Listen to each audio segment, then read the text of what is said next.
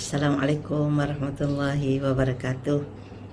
Auzubillahi minasyaitonirrajim. Bismillahirrahmanirrahim. Alhamdulillahirabbil alamin wa bihi nasta'in. Wassalatu wassalamu ala asyrafil mursalin wa ala alihi wa sahbihi ajma'in. Rabbi shrah li sadri wa yassir li amri wahlul 'uqdatam min lisani yafqahu qawli. Sahabat-sahabat yang dikasihi, lagi dirahmati, alhamdulillah kita bertemu lagi pada hari ini dalam siri tafsir satu hari satu ayat sepanjang Ramadan ini. InsyaAllah pada hari ini kita akan sambung ayat yang ke-25 surah Saba, insyaAllah. Ayat yang ke-25 ini sangat ringkas dan padat. Ia sambungan daripada ayat yang sebelumnya, iaitu ayat yang ke-24, dalam konteks bicara dialog perbincangan Nabi SAW dengan kaum musyrikin yang enggan menyembah Allah yang Esa. Jadi dalam ayat-ayat ini Nabi SAW diperintahkan oleh Allah Subhanahu Wa Taala supaya mengemukakan hujah yang jelas dan nyata yang tidak boleh ditolak dan diingkari oleh orang yang berakal sebenarnya. Jadi kalau dengan hujah yang jelas ini tak boleh terima juga, itu bukanlah sebabnya tak faham, sepatutnya lah kan, tapi sebabnya kerana memang tak nak lah tu ya. Jadi dalam ayat yang sebelumnya nak mengisbatkan, nak menegaskan tentang sumber rezeki. Hanya Allah Subhanahu Wa Taala sahaja yang memberi rezeki kepada semua makhluk. Jadi kalau mereka mengiktiraf bahawa rezeki hanya datang daripada Allah Subhanahu Wa Taala, maka apa sebabnya nak sembah yang lain? Begitu. Jadi sekarang apa pula yang Allah cuba kemukakan ya melalui Nabi SAW. Auzubillahi minasyaitonirrajim. Qul, masih lagi perintah Allah kepada Nabi SAW mengajar baginda cara untuk berhujah dengan orang-orang yang ingkar ini. Qul, katakanlah wahai Muhammad, la tus'aluna amma ajramna wala nus'alu amma ta'malun. Kalau kita terjemah harfiah di sini, qul, katakanlah wahai Muhammad, la tus'aluna, kamu tidak akan ditanya. Kamu ditujukan kepada kaum musyrikin ya. La tus'aluna, kamu tidak akan ditanya, tidak akan disoal, tidak akan dipertanggungjawabkan. Amma ajramna, tentang apa yang kami lakukan daripada dosa. Ajramna ni maknanya jenayah, dosa. Maknanya kalau kami buat dosa, kalau kami buat salah, kalau kami buat jenayah, la tus'aluna, kamu tidak akan disoal, tidak akan ditanya, tidak akan dipertanggungjawabkan. Jadi maknanya siapa yang buat salah, dia yang tanggung. Orang lain tak ada kaitan, tidak dipertanggungjawabkan. Wala nus'alu, dan kami juga tidak ditanya, tidak disoal, tidak dipertanggungjawabkan. Amma ta'malun, tentang apa yang kamu kerjakan. Masya Allah, sahabat-sahabat, kalau perhati ayat ini memang sangat halus, sangat berhikmah, sangat-sangat mendalam cara berhujah itu. Kita tengok uslub yang digunakan oleh Al-Quran dalam berhujah dengan orang kafir. Orang kafir ni, jadi Allah guna apa? Katakan kamu, iaitu orang musyrik, orang kafir, tidak akan ditanya, tidak akan disoal, tidak akan dipertanggungjawabkan tentang dosa kami. Maknanya amma ajramna ni maknanya perbuatan salah lah, perbuatan keji, perbuatan jenayah. Maknanya Allah suruh Nabi berkata kepada kaum musyrikin, kalau kami buat dosa, kalau kami buat salah, kamu tidak akan soal, tidak akan dipertanggungjawabkan. Dan kami pula, pihak Nabi pula tidak akan dipertanggungjawabkan tentang apa yang kamu kerjakan. Tengok tu.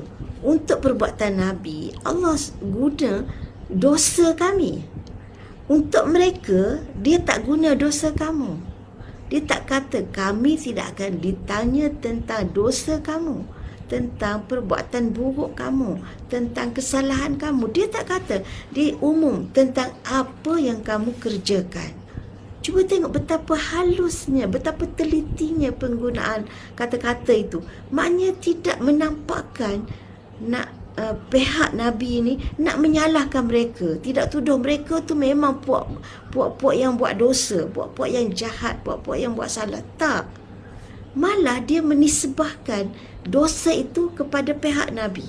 Astaghfirullahalazim.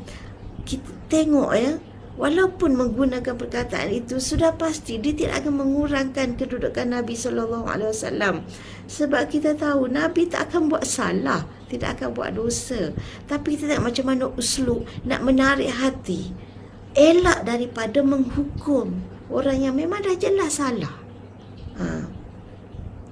Tapi dia tak guna perkataan kesalahan kamu, dosa kamu, kejahatan kamu. Masya Allah. Itulah kita kena belajar kan. Kadang-kadang kita ni tak sabar nak tunjuk kita betul, nak tunjuk mereka tu salah. Tapi kita tengok betapa telitinya Allah Subhanahu Wa Taala mengajar Nabi dalam berdialog ya dengan orang-orang yang menentang baginda. Itu satu aspek. Aspek kedua, untuk Nabi dia guna fi'il madi, amma ajramna. Ajramna ni fi'il madi, maknanya seolah-olah kesalahan itu Nabi telah buat. Artinya kamu tidak akan dipertanggungjawabkan tentang dosa yang kami telah lakukan. Subhanallah. Untuk Nabi dia guna fi'il madi, seolah-olah betul-betul dosa itu telah pun dilakukan. Okey, tetapi untuk pihak musyrikin dah tidak digunakan perkataan buat salah, buat dosa, tetapi digunakan perkataan fi'il mudhari'. Fi'il mudhari' maknanya perbuatan yang akan kamu buat. Seolah-olah mereka ni tak buat salah pun lagi. Kalau mereka akan lakukan sesuatu perbuatan, maka kami tidak akan dipertanggungjawabkan. Dan perbuatan itu tidak dinyatakan perbuatan yang jahat, yang salah, yang berdosa. Dan tidak dicop bahawa mereka dah buat salah. Masya Allah, saudara-saudari, sahabat-sahabat. Begitulah indahnya ajaran Islam ini. Begitulah berhemahnya Allah Subhanahu Wa Taala mendidik Rasulullah dalam mendepani orang-orang yang menentang baginda. Inilah yang kita kena belajar. Walaupun isi kandungan sebenarnya Allah nak menegaskan bahawa setiap orang bertanggungjawab terhadap perbuatannya sendiri. Dia tidak boleh suruh pihak lain yang tanggung, ataupun tak boleh salahkan orang lain di atas apa yang dia kerjakan. Jadi apa yang nak ditekankan? Kalaulah setiap orang daripada kita memikul bebanan di atas apa yang kita telah kerjakan, sama ada baik atau buruk, maka kita kena fikirlah apa yang akan kita tanggung. Kalau kita buat buruk, diri kita yang tanggung. Kalau kita buat baik, diri kita yang untung. Jadi kalau kita nak keuntungan ke atas diri kita, maka fikirkanlah untuk buat kebaikan. Kalau kita tidak mahu tanggung akibat dari perbuatan buruk kita, perbuatan dosa kita, maka cubalah menjauhkan diri. Jadi itulah apa yang nak disampaikan. Jadi sekarang dah jelas dah bahawa tidak ada yang layak disembah kecuali Allah, kerana dia yang memiliki segala-galanya. Yang disembah selain Allah tidak punya apa-apa. Dan dari segi manfaat yang kita perlukan, yang kita rezeki yang menjadi pergantungan hidup kita, tidak ada siapa juga yang dapat beri kecuali Allah. Apa pun, Allah je sumber segala-galanya. Jadi kalau kita sembah selain pada Allah, apa manfaat kita dapat? Jadi orang lain tak tanggung kerugian tu. Kita lah. Kita yang tanggung rugi kalau kita sembah selain Allah. Kalau kita tinggal daripada menyembah Allah, maka kita yang rugi, bukan orang lain. Jadi itu Allah nak sampaikan maksud sebenar dalam ayat ini. Tapi kita perhatikan uslub yang Allah gunakan itu penuh berhikmah, ya, penuh dengan orang kata apa, pakai psikolah nak tarik mereka supaya mereka tak rasa mereka dikecam, mereka dituduh, mereka dipersalahkan. Jadi kalau awal-awal lagi kita dah kata, kamu ni bilalah nak taubat dari dosa, kamu ni tak guna, orang dah kata Tuhan tu tak dapat beri apa-apa, yang beri rezeki itu Allah, tapi kamu degil juga. Tak ada uslub macam tu. Tapi dia kata, Qul la tus'aluna amma ajramna. Kamu tidak akan dipersoalkan tentang dosa yang telah kami lakukan. Dan kami juga tidak akan wala nus'alu amma ta'malun. Dan kami juga tidak akan dipersoalkan tentang apa yang akan kamu kerjakan. Subhanallah. Nampak ya bagaimana indahnya Islam mengajar kita, bagaimana mulianya akhlak Islam. Jika umat Islam mengamalkan apa yang diajar oleh Allah Subhanahu Wa Taala, maka tidak ada sebab untuk manusia tidak tertarik kepada keindahan Islam ini. Sama-samalah kita cuba untuk menyarungkan keindahan Islam ini pada diri kita, pada akhlak kita, pada tutur kata kita, pada perbuatan kita, insya-Allah. Moga-moga kita tidak menjadi penghalang daripada orang melihat keindahan Islam. Okey, insya-Allah untuk hari ini setakat itu dulu. Jika Allah izin, kita akan sambung ayat yang ke-26 esok hari. Wassalamualaikum warahmatullahi wabarakatuh.